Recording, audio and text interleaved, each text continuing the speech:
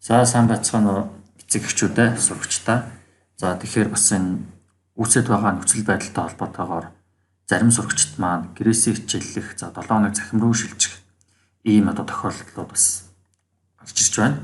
За тийм учраас бид бол бас гэрээсээ суралцах хүсэлтэй байгаа сурагчдад тодорхой хугацаанд дэмжлэг үзүүлэх зорилгоор хичээлийн материалуудыг бол оруулж ингэж эхэлж байна. За тэгээд ингээд LMS орж ийнэ гэсэн үг. За жишээлбэл энэ 4-р ангийн зайн сургалтын дээр ингээд орохоор за энд ингээд хичээлүүд нь ингээд байж байна. Үзэх боломжтой гэж ингэж харагдана. За тэгээ бүртгэлтэй сурагчдын хүрээнд бол ингээд имэйлээр нь урилга ирнэ. За жишээлх юм бол одоо над руу энд 3-р ангийн 3 тамир сургуулиас имэйл ирсэн байна. За сайн байна уу Батэрднэ. За ингээд 3 тамир сургуулийн зайн сургалтын тавтаа морилно уу? За 3 тамир тий. За ингээд та доорх холбоосоор зайн сургалтын мэдрэх боломжтой гэдэг энэ холбоос нь имэйл нь одоо бүртгэлтэй GTIS имэйл байна. За тэгээ пассворд бол GTIS 2021 байгаа. За энийг би бас имэйл дамжсан оруулчихъя. За тэгээд хэрвээ одоо пассвортыг ресет хийх бол энэ линкийг хуулна гэж байгаа. За тэгэхээр энийг ингээд аваад энэ дээр дараад пассвортыг сольж болно гэсэн үг. За тэгвэл энэ дээр Батэрдэн Цэрэндаш гэдэг энэ GTS нөгөө сургуулийн хаймаг ирнэ. За энэ дээр send password reset link буюу нууцыг шинжлэх холбоосыг илгээнэ гэдэг дээр дарна. За ингэн гут имэйл рүү чинь нууцыг илгээх пассворд илгээсэн гэсэн байгаа. За тэгвэл имэйл рүү очиод inbox-д дарахаар нууцыг шинжлэх гэдэг имэйл ирнэ. За нууцыг шинжлэх дээр дарахаар та бидний өгсөн нууцыг ашиглаж болно мөн шинжилж болно гэсэн үг. За тэгээд энэ дээр дарж нууцыг шинжилнэ гэж байгаа. За энэ холбоосыг аваад энэ дээр шинээр тавьчих.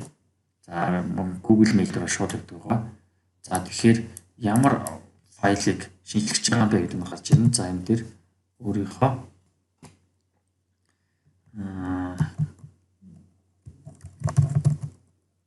за ингээд шинэ нууц үгээ бичин. За би шинэ нууц үгээ оруулаа.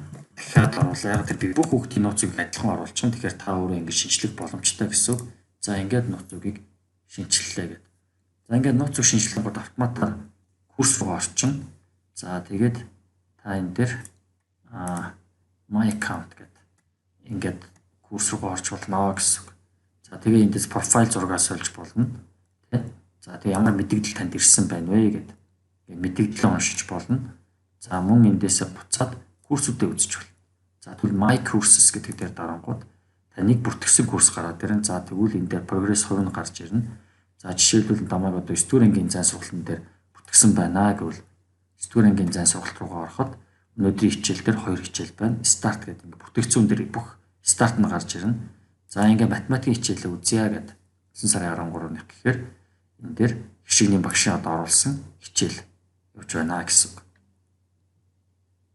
За ингээд бүхлээрээ магадл паузлаад багшийн хичээлийг та яг нь тэмдэглэх боломжтой. За дараагийн хичээл гэвэл физикийн хичээл рүү орно.